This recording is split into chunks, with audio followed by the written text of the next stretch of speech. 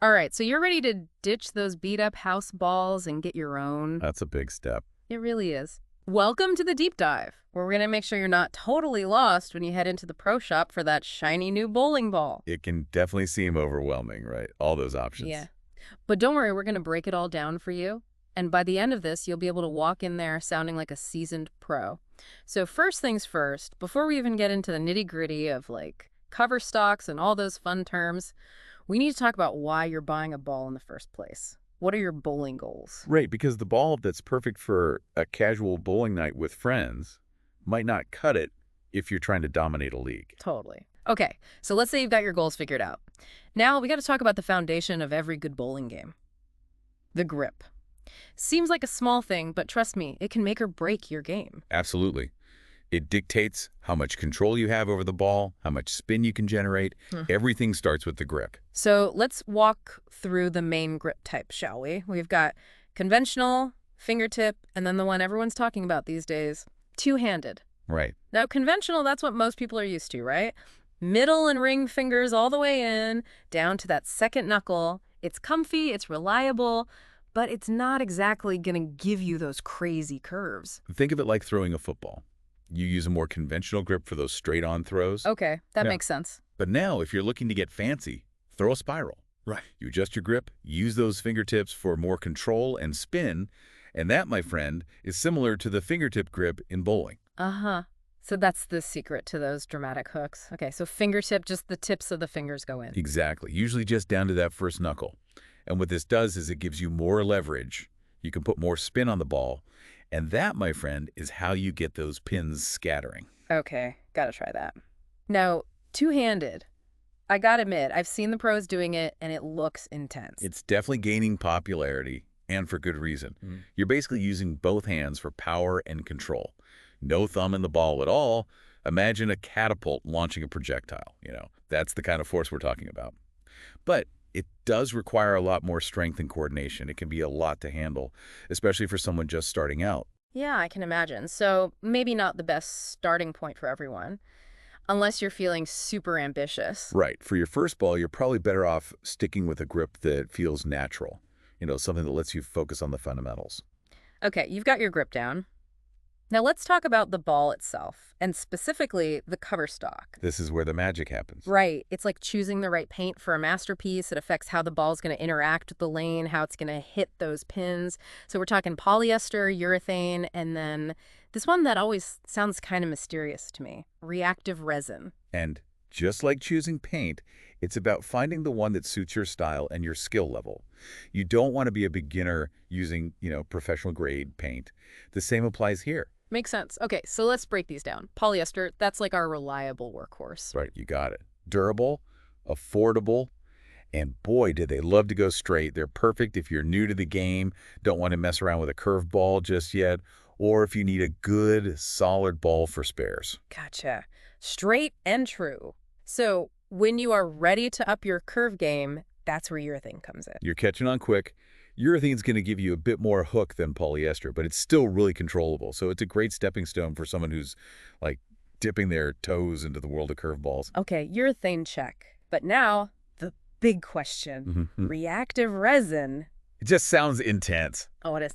This is where things get really interesting. See, unlike polyester or urethane, reactive resin actually reacts to the lane conditions, which means you get a more dynamic hook. Wait, hold on. So the ball, it actually reacts to the lane itself. How does that even work? It's all about chemistry, my friend. Reactive resin bowling balls, they have these microscopic pores that actually grip the lane. And this grip creates friction, which translates into, you guess it, a powerful hook. Wow, okay, so we're talking next level bowling here with reactive resin. Now, I keep hearing about all these subtypes. Pearl, solid, hybrid. Do these each have like their own personality or something? You could say that. They each have their own way of interacting with the lane, creating unique hook patterns. Gotcha. All right, so we've covered grip, we've talked cover stocks. Now, let's get into something that, I don't know, always makes me a little unsure of myself. Weight. Is heavier always better when it comes to bowling balls? That's a really common misconception. People think, oh, lighter is going to be easier, especially since it's my own ball. But here's the thing.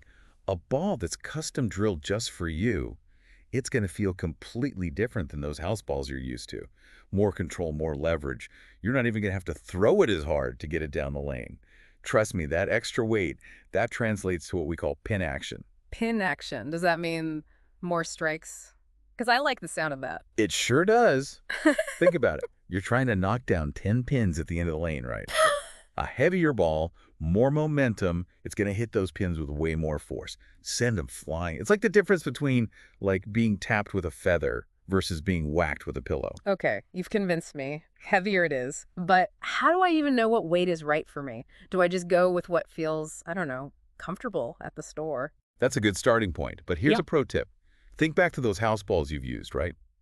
What's the heaviest one you can comfortably throw for a whole game? Now, add 1 or 2 pounds to that. Yep, you heard that right. Go heavier. Heavier than I think I need. Won't that be, like, harder to control? Remember that custom fit we talked about? That's key. A ball that's drilled specifically to your hand, it's a game changer. More secure grip, you're not going to have to muscle the ball as much. That extra weight will actually help you generate more power, more accuracy. Think of it like, I don't know, like a backpack. You know, one that's just thrown on your back versus one that's properly adjusted. Those straps are right. It just feels better. You can carry more. Got it. Trust the process. Okay, so we've tackled grip, we've navigated the world of cover stocks, we're embracing the power of a heavier ball. What else do I need to know before I basically become like a bowling ball buying pro? Well, as you get more into bowling, you start getting really good. You can start exploring things like core types. And these play a big role in how your ball moves down the lane. But honestly, for a first ball, don't get too bogged down in the technicalities. Just focus on getting comfortable with your grip, your cover stock, and the weight. So core types are like advanced level bowling strategies. Exactly. Think of it like fine-tuning adjustments you make to like a well-oiled machine. Important, but not something you have to master right out of the gate. Just know they exist, and as you get more experience, you can play around with them, see how they impact your game. Okay, mental note made. Core types for future bowling domination. So if we're not agonizing over core types just yet, what else should be on my bowling ball shopping list? Okay, so we've covered like the main components of a bowling ball, right? Grip, cover stock, weight. But what about the extras? What about all that other stuff? Ah, see, you're thinking like a bowler now. Accessories. Yeah, look at the right gear. Oh, yeah, they can make a big difference. It's like you wouldn't, show up to a gourmet cooking class with just a rusty old spoon. Definitely not. No way. You want the Perfect. whole chef's kit. Same with bowling. Hmm. So first things first, good wrist support, especially Yeah. when you're starting out. It helps keep your wrist stable, prevents strain, and it can really help with accuracy. Okay, wrist support, check. And then don't underestimate the power of good tape. Tape, like for my fingers. Yep. It can make a world of difference in terms of grip and comfort, especially with that fingertip grip. It's like having a whole new feel for the ball. And one last thing, got to keep that ball clean. I would think a bowling ball cleaner is kind of important. It's huge. Yeah. A dirty ball, it just won't react the way it's supposed to on the lane. Think of it like, I don't know, trying to cook a gourmet meal in a dirty pan. The results aren't going to be pretty. Okay, that's a good analogy. So I'm taking notes here. Wrist support, tape, cleaner. What else? What am I missing? Oh, here's a good tip. A lot of pro shops, they offer package deals, especially for new bowlers. You can usually score a pretty sweet deal on a ball, a bag, and shoes all together. Yeah, nice. Yeah, one-stop shop. Exactly. Yeah. Saves you the hassle of making all those decisions separately. And speaking of guidance, don't be shy about asking for lessons. A good coach, they can look at your throw, they can recommend the perfect ball based on your style. They can really help you take your game to the next level. It's like having a personal trainer, but for bowling. There you go. They'll see things you don't even notice, help you improve way faster than you could on your own. Okay, so we've covered a lot of ground today. Everything from like reactive resin to bowling ball hygiene. Who knew? It's a lot to think about, but I feel like now I can actually walk into that pro shop with, my head held high. There you go. That's what we want. So as you're browsing those bowling balls, online, in a shop, remember what we talked about today, right? Your goals, your grip, the kind of lanes you usually play on. And most importantly, don't be afraid to ask for help. Those pros at the bowling alley, they're there to help you find the right ball. They're a wealth of knowledge. They're passionate about the sport. They want you to love it too. So go forth and bowl with confidence. And hey, maybe in a year, you'll be back ready for a deep dive on like advanced core dynamics and, I don't know, custom drilling techniques. Who knows? Until then, happy bowling.